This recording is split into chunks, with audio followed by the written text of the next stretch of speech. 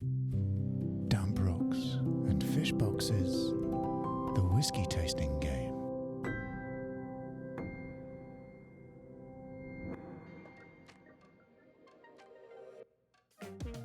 Hello and welcome to Damp Rocks and Fish Boxes, the Whisky Tasting Game. This is the whisky podcast where three bona fide amateurs attempt to be the most convincing whisky expert.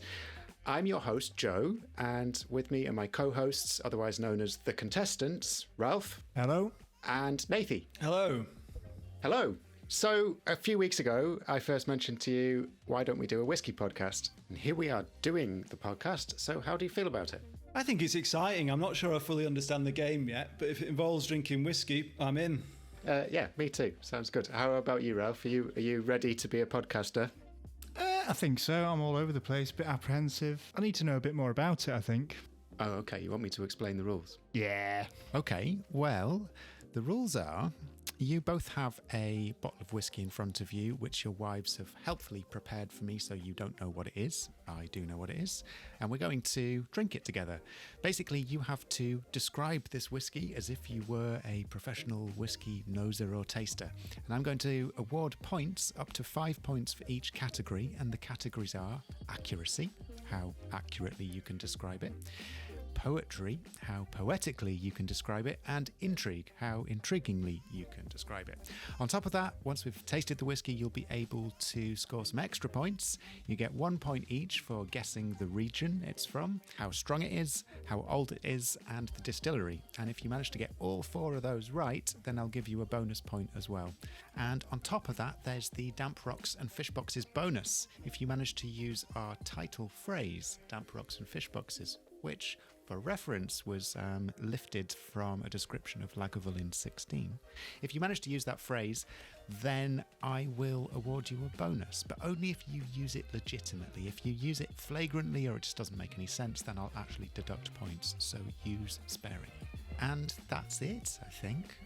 We're going to accumulate points across the series, so whoever's got the most points at the end is going to take down the prize, and the prize is an as yet undetermined £150 bottle of whiskey, which we will buy later on in the series, and you'll be competing for that. So, there we go. That's the rules. Does it make sense? Yeah, I think so. You sound about as sure as someone who's not very sure of anything, Nathan. Yeah, that's about right, Joe. So it's basically like a whiskey UN, yeah? We just get together and debate a few things about whiskey. I'm not sure the UN just gets together to debate things, but if that works for you, Ralph, yes. Yeah, I think we'll go with that. Okay, it's the Whisky UN. In my mind, I was thinking it was part QI, part Taskmaster, part bingo.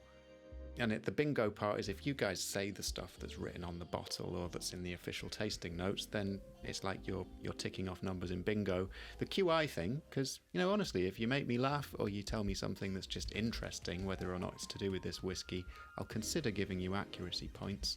And the Taskmaster thing, because ultimately I get to decide, so there's a bit of that God complex thing going on.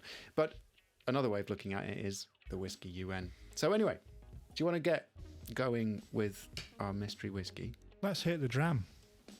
Okay, let's hit it. So here we have a... Oh, blimey. Oh, you've gone straight in with the nose. I was still eyeballing it. 45 degrees. It is... Is that what you do? Is there a reason why you put it at 45 degrees? Take the alcohol off it. I quickly read before starting this how to nose a whiskey, and they said to first have a look at it at 45 degrees. So I've got mine at 45 degrees, and it is mid-amber, I think. Has it got legs? It's the colour of sort of beer, sort of weak, a pale beer kind of colour, maybe a flat skull. Well, did you know that whiskey is basically distilled beer? So, I mean, that's probably why, isn't it? Or is it? I see you're going for the accuracy points there. It's probably low-hanging fruit. I don't think that's strictly true, because I think when they distill it, it's actually clear, and it's which beer isn't. So, just getting myself out of that little hole there. I think is it the barrel, or is it just the fairies that make it that colour, or is it colouring? I went to a party at Eddie's house once. He lived with some chemists, and they'd been distilling moonshine, and that was what everyone at the party was drinking. And I can vouch for the fact it was clear at that point, and it was also surprisingly nice. It was delicious. Interesting. Wow. Right, I am getting smoke for days on the nose here. You're getting smoke? Yeah, sort of tarry, leathery.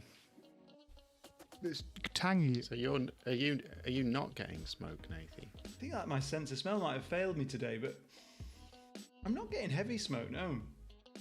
You did have COVID, didn't you? Yeah, I did. You'd really ruin this part of the game, trying to sniff whiskey. Yeah, you should have told us that before we agreed to do it. It smells alcoholic. I'm getting fruit and not fruit and fibre, but fruit and floral.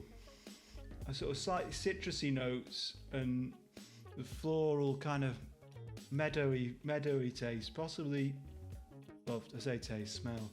So we've got some contrast going on here. I think Ralph was saying leather. He's deep and rich. I'm fresh and mild. I'm getting vegetal, sort of earthy vibe going on. I'm going to say I'm getting dampish rocks. Maybe some fish boxes, but that's pretty cheeky, Ralph. But I like it. I just threw that in there to be honest. I'm getting, it is a bit, it's coastal, seaweedy maybe. I'm not getting much cream. I was going to say samphire. Right, I'm gonna pop this baby in my mouth. Little tip for you guys. I have heard if you hold this thing on your tongue or at least swill it around your mouth for as many seconds as it's been in the barrel. So Nathy, me and you, it's guessing, but Joe obviously is going to do it for the right amount of time. That really helps you to just live the whiskey. Anyway, I'm just going to pop this in my mouth.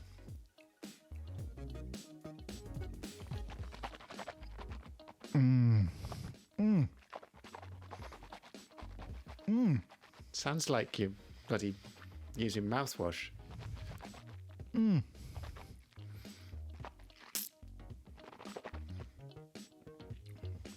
Bloody feels like it a bit. Oh, well, yeah, I'm getting ash, smoke. That is, yeah. No, the smoke came through Pete there, Reek. and no mistake. That is, a sort of God, it's quite powerful, isn't it? alcoholic ashtray.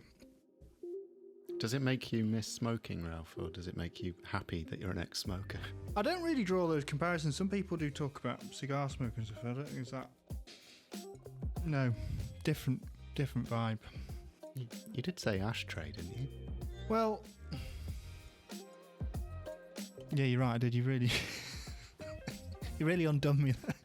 I don't know whether to add some extra negative points for inconsistency. Fuck off.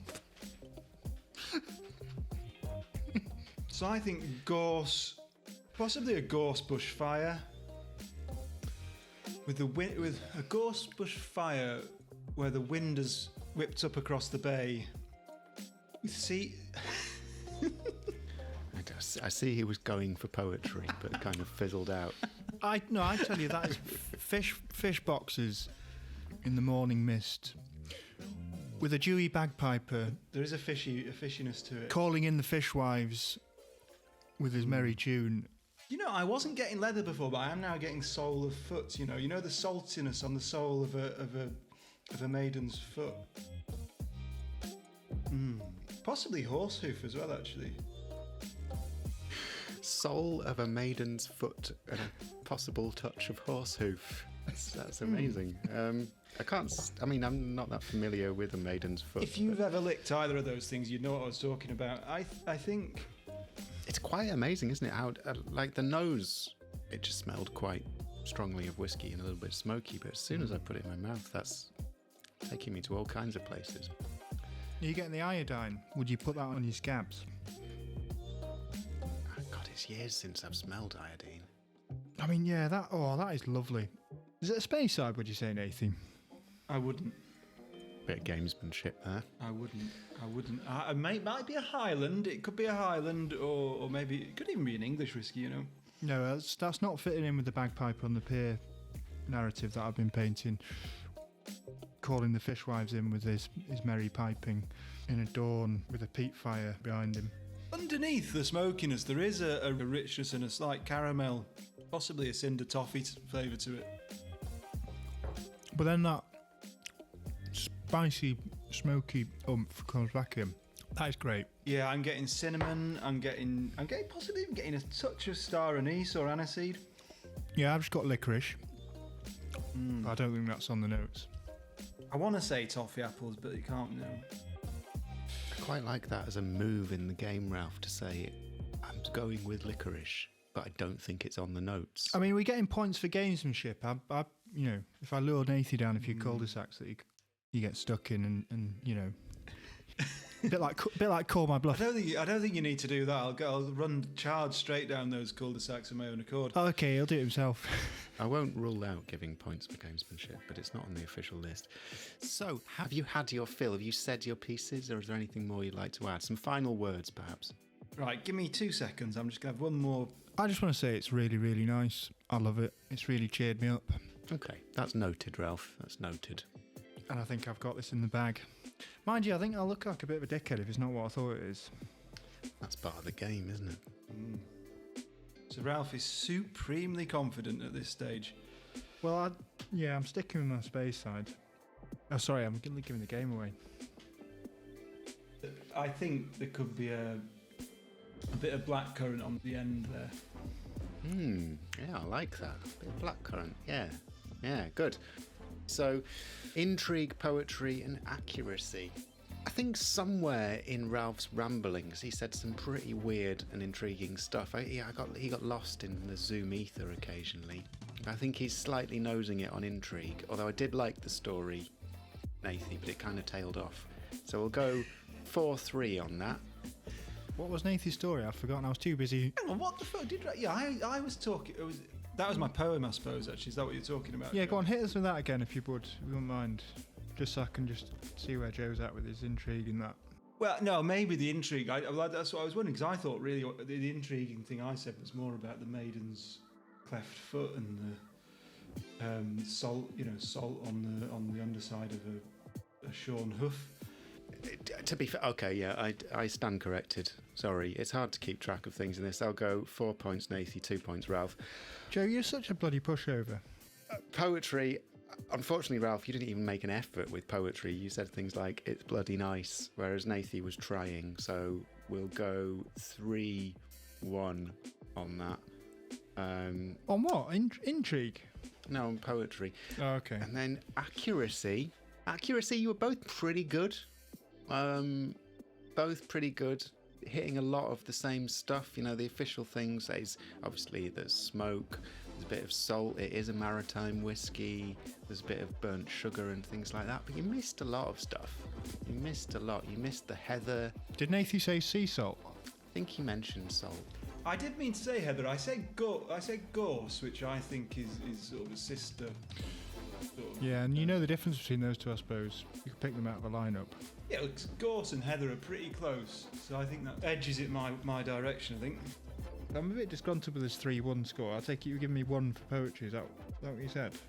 I did give you 1 for poetry, Ralph. Can I just take you back to my pipers, my fishwives, my peat reek, my dewy morning? Or are you having that down as bullshit? Well, I lost quite a lot of it in the Zoom chat. I think your internet connection would have helped you out there. Yeah, I think if you made sure to take turns at speaking and get better internet, then it'll up your chances. Look, I've just upgraded to He's on bloody PlusNet. Yeah, I've just had some money back off PlusNet as well. Anyway, all right, let's move on. Anyway, in terms of accuracy, I think you both said quite a lot of good stuff, but you missed some of the key things. Yeah, don't be swayed by Ralph feeling hard done by intrigue and poetry. I think just play straight back with this one, Joe.